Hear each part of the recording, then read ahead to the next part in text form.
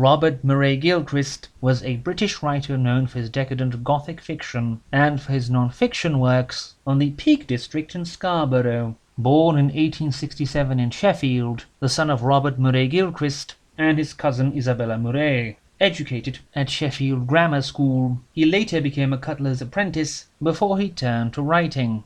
Though his novels were often met with mixed reviews, and so he had to turn to writing stories for magazines to make a living. He died unmarried in 1917. Decadent in his writing from the first, his first novel, Passion the Plaything, from 1890, was considered by The Spectator as an almost delirious story of passion which in ordinary life would end in hysteria or madness, suicide or murder. In 1894, he published his most famous work, The Stone Dragon and Other Tragic Romances. In The Stone Dragon, the narrator's father visits his aunt, Lady Barbara, at Furnival Castle, and she insists his son, the narrator Raphael, should immediately marry either of her grandnieces, aged 13 and 10, and when his father refuses, he is barred from ever returning to Furnival again. But years later, while driving off to recover at a spa, Raph sneaks off to Lady Barbara's to take a look around. Here his cousin Rachel, the elder of the two,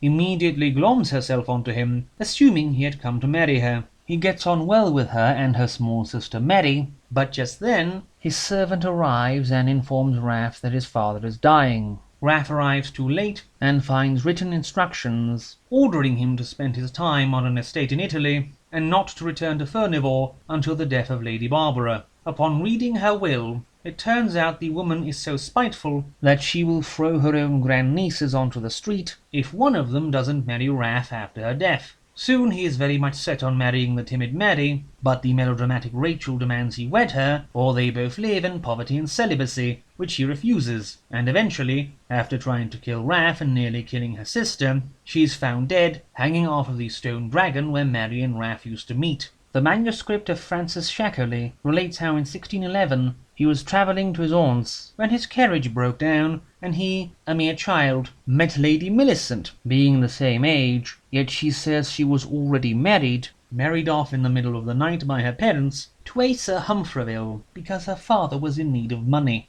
Francis goes away and spends the next 17 years squandering the family fortune and earning his fame as a playwright, before he meets Humphreys, renowned as one of the maddest men in the country. While Francis meets Millicent again, he is observed by a mute eunuch, a servant of her husband, who eventually exposes them, Millicent being cut and bled to death by her husband, as Francis is bound and made to watch, unable to act in any way against Humphreys until his natural death. Midsummer Madness is a confusing story of a woman marrying a man, but being terrified on finding out she had done so, her odd behaviour related to a bust of herself, a collection of old letters, and a mysterious stranger trying to claim her after her marriage. The Lost Mistress is the story of a writer, his inconstant mistress, and his refusal to accept her change in allegiance as serious, with fatal consequences. Witch in Grey is a short but atmospheric story of witchcraft. The Noble Courtesan is the story of a mad, love-obsessed serial murderess. The Basilisk and the Return are stories of love won and lost, with supernatural elements, where the basilisk is ambiguous as to what really happened. Dame Inoslad is a short tale of love, madness, murder, and infanticide. My Friend is a bit of a confusing story, with a dying man speaking of an outing he had with his friend Gabriel. Contains visions of human sacrifices, references the finding of a preserved corpse of a murder victim of centuries past, while having the two go to the wrong inn and considering the woman in charge to be the dame of the devil himself, along with some homoerotic tension. The book is full of bizarre moments, love itself being but the first step to death, tragedy, madness, and grief. A reviewer at the time described it as sinister, enveloped in gloom, and this description is accurate.